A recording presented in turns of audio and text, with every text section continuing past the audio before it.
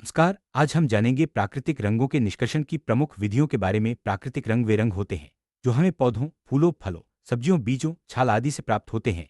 इन रंगों का उपयोग खाद्य पदार्थों, वस्त्र उद्योग, औषधियों, सौंदर्य प्रसाधनों और हर्बल उत्पादों में किया जाता है। रंग प्राप्त करने की प्रक्रिया को रंगों का निष्कर्षण कहा जाता है। इस रोज सबसे पहली और सरल विधि है जल निष्कर्षण। इसमें पौध सामग्री को छोटे छोटे टुकड़ों में काटा जाता है और पानी में उबालकर रंग निकाला जाता है। मिश्रण को छानकर रंगीन द्रव प्राप्त किया जाता है।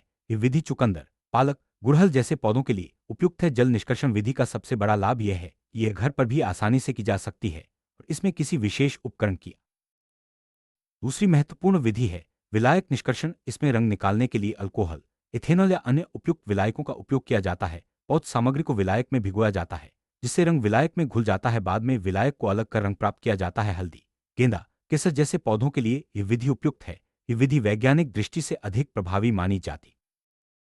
तीसरी विधि है भाप आसवन। इस विधि का उपयोग मुख्यतः सुगंधित पौधों से रंग और वाष्पशील तेल प्राप्त करने के लिए किया जाता है। इसमें पौध सामग्री पर भाप प्रवाहित की जाती है जिससे सुगंधित और रंगीन तत्व भाप के साथ निकल जाते हैं। बाद में संघनन द्वारा इन्हें अलग किया जाता है। ये विधि विशेष रूप से फूलों और औषधीय पौधों के लिए उपयुक्त है। शीतदाब विधि मुख्यतः खट्टे फलों के छिलकों से रंग और तेल निकालने के लिए उपयोग की जाती है। इसमें फलों के छिलकों को दबाकर रंग और तेल निकाला जाता है और इसमें गर्मी का उपयोग नहीं किया जाता। ये विधि संतरा, नींबू जैसे फलों के लिए उपयुक्त है। शीत दाब विधि से प्राप्त रंग और तेल शुद्ध और ताजगी से भरपूर होते हैं। यांत्रिक निष्कर्षण में मशीनों द्वारा पौध सामग्री को पीसकर या दबाकर रंग निकाला जाता है। यह विधि बड़े पैमाने पर उत्पादन के लिए उपयुक्त है। इसमें कम समय में अधिक मात्रा में रंग प्राप्त किया जा सकता है। यांत्रिक निष्कर्षण का उपयोग औद्योगिक स्तर पर किया जाता है जिससे प्राकृतिक रंगों की मांग को पूरा किया जा सके। प्राकृतिक रंगों के कई स्रोत हैं। हल्दी से पीला, चुकंदर से लाल, पालक से हरा, गाजर से नारंगी, केसर से सुनहरा पीला, गेंदा से पीला नारंगी और गुड़हल से लाल रंग प्राप्त किया जाता है। इन स्रोतों से निकाले गए रंग न केवल सुंदर होते हैं बल्कि स्वास्थ्य के लिए भी लाभकारी होते हैं।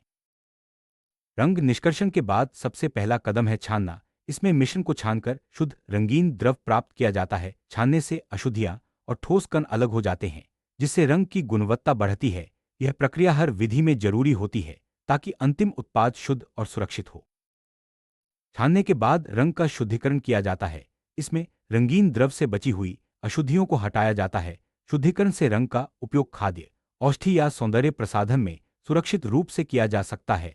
यह प्रक्रिया रंग की गुणवत्ता और शुद्धता को सुनिश्चित करती है। शुद्धिकरण के बाद रंग का सांद्रण किया जाता है। इसमें रंगीन द्रव को गाढ़ा किया जाता है जिससे रंग की तीव्रता बढ़ जाती है। सांद्रण से रंग का उपयोग कम मात्रा में भी प्रभावी हो जाता है। यह प्रक्रिया विशेष रूप से औद्योगिक उत्पादन में महत्वपूर्ण होती है। यदि आवश्यक हो तो रंग को सुखाया जाता है और फिर पैकिंग एवं भंडारण किया जाता है। सुखाने से रंग लंबे समय तक सुरक्षित रहता है। पैकिंग और भंडारण से रंग की गुणवत्ता बनी रहती है और उसका परिवहन आसान हो जाता है। प्राकृतिक रंगों का उपयोग कई क्षेत्रों में होता है। खाद्य उद्योग में ये रंग मिठाइयों, पेय पदार्थों और अन्य खाद्य उत्पादों में मिलाए जाते हैं। वस्त्र उद्योग में कपड़ों को रंगने के लिए, सौंदर्य प्रसाधनों में लिपस्टिक, क्रीम आदि में, औषध उद्योग में दवाओं के रंग के लिए और हर्बल उत्पादों में इनका उपयोग होता है। इसके अलावा होली के गुलाल में भी प्राकृतिक रंगों का प्रयोग बढ़ रहा है। प्राकृतिक रंग स्वास्थ्य के लिए अपेक्षाकृत सुरक्षित होते हैं। ये पर्यावरण के अनुकूल, जैव अपघटनीय और कम विषैले होते हैं। इनमें औषधीय गुण भी होते हैं जिससे ये और भी उपयोगी बन जाते हैं। प्राकृतिक रंगों का उपयोग करने से न केवल हमारा स्वास्थ्य सुरक्षित रहता है बल्कि पर्यावरण को भी कम नुकसान पहुंचता है। प्राकृतिक रंग उद्योग के विकास से किसानों को अतिरिक्त आय मिलती है। हर्बल और जैविक उत्पादों की बढ़ती मांग के कारण निर्यात की संभावनाएं भी बढ़ रही हैं। इससे ग्रामीण अर्थव्यवस्था को मजबूती मिलती है और रोजगार के नए अवसर पैदा होते हैं।